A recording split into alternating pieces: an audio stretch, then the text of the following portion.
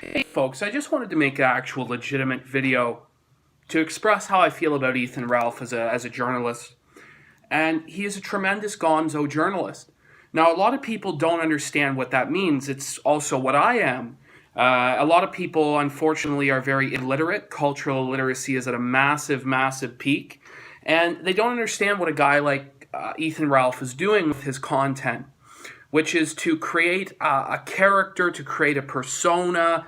And it doesn't matter if the stories he reports are true or not. They're so interesting and so compelling that people can't possibly help but look. And he has brand loyalty, and that's something you cannot buy. And I'm starting to get some of that with some of my fans.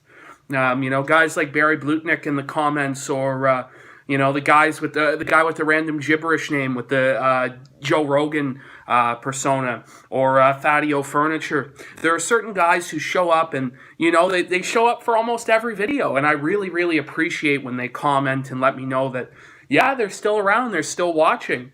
And I love that. And I love my audience, and I'm very grateful for anyone who actually watches this content, because they really don't have to. There are so many compelling alternatives, Ethan Ralph being one. And, what blew my mind was I watched the Kill stream every night, pretty well since it moved to stream.me. That was when I first learned of the show. I never watched it on YouTube. When he got banned, I heard, a guy got banned. Well, if a guy gets banned, he has instant credibility with me, in the sense that I know that people don't like what he's saying because it's challenging the current conventional narrative. And so I immediately went over and I was watching his show, and it was incredibly entertaining. Watching the heel stream, watching a lot of the stuff with Sargon. And, I never had anything against Sargon until I saw some of the shit he was doing to Ralph and a lot of guys who were his natural allies, stabbing them in the back for a chance at fame and at glory and stuff like that. And Ethan could sense, I think, with me that I was trying to do that to him. But I'll just tell it in chronological order. But it was really incredible to watch when I made that video about V. And it's like if you were to watch television, okay? And suddenly the news anchor, like Tucker Carlson or Lester Holt or Piers Morgan or whatever news anchor you watch, if you were suddenly to be shown on TV, that's what it was like when that showed up on the Kill stream for me, because I was like, holy shit, I made it. And then watching the comments, people are going, this guy's the future. Now, maybe they were being ironic or whatever, but I was watching that in real time. I was in the chat watching in real time people comment about this fucking guy, saying young coach red pill, fucking this, that. That was incredible. That was actually a life-changing experience in my life. You know what I mean? A lot of people don't understand why, but when you really watch something every night at the same time, and you're invested in it, and then they start to talk about you as though you're a real news story. Now that's cool, and I think Ethan has an eye for talent, and he could see that there was a little bit of talent or a little bit of something going on in my brain. It also, of course, helped his objectives. And so after I saw that, I put out a couple more videos, about the same topics he was, the Chadley Strangler, and stuff that was very entertaining to watch. And Ethan actually did some really cool stuff for me. He put me into the stories and into the news and inserted me for fun on his part, because he can make people believe anything. And that's incredible, the power that he has to make somebody believe anything, or at least act as though they believe what he believes. He can create doublethink in a person's mind in such a way that it's phenomenal to see. He's incredible.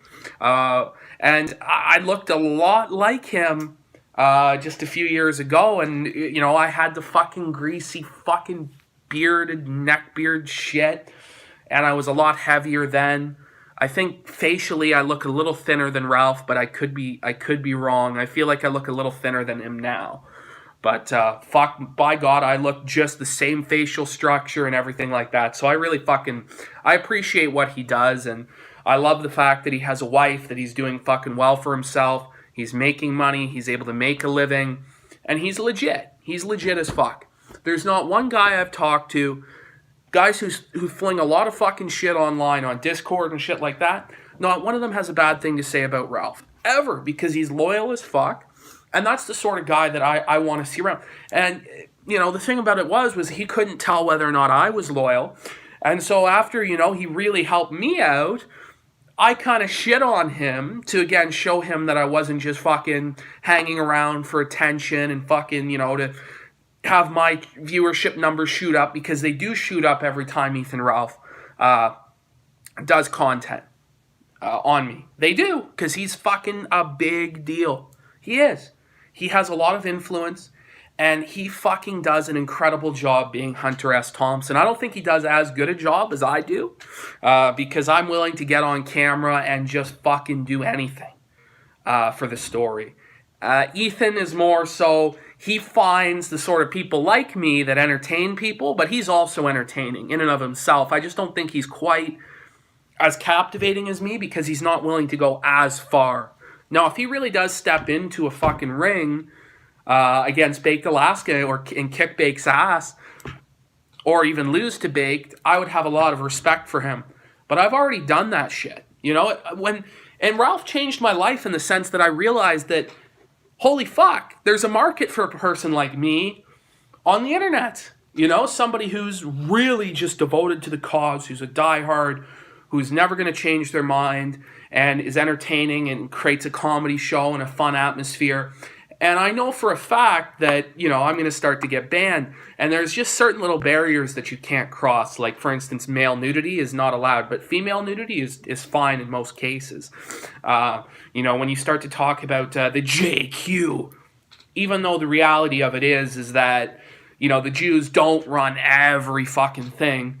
The House of Saud has a lot of influence. The Rothschild, there's a lot of different players. The U.S. military establishment, the deep state, the military-industrial complex. It's not just that, oh, some embassy in Jerusalem runs the whole world. That's not reality. But if you talk about Israel, a lot of the time you get fucked over, which isn't cool.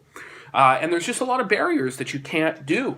And the reason why Ralph was banned was because as a comedy show, which is what my show is, it's inherently more dangerous to the establishment because they can't control laughter.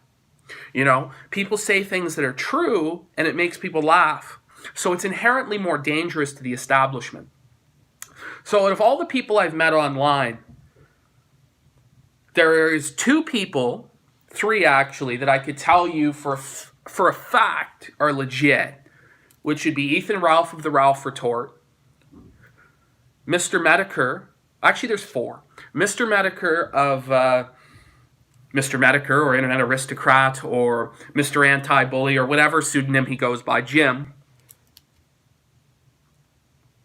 Black Pigeon Speaks, and Coach Red Pill.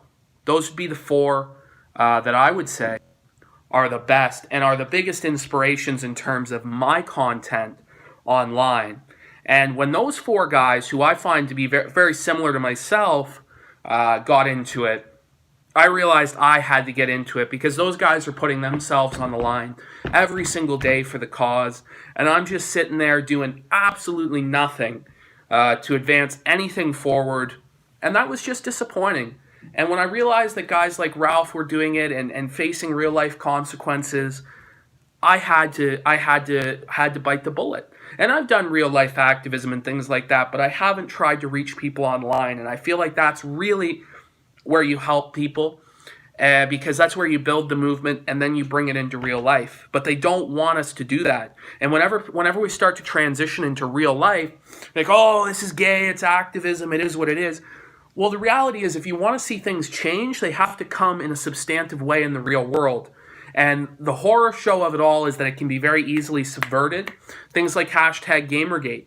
And that's why Jim is upset ultimately, is because his creation was turned into some Frankenstein abomination and fucking twisted and perverted by people like Sargon. And that's why he's upset. And then Sargon wants to bring Gamergate 2 back and just and re-fuck with Jim.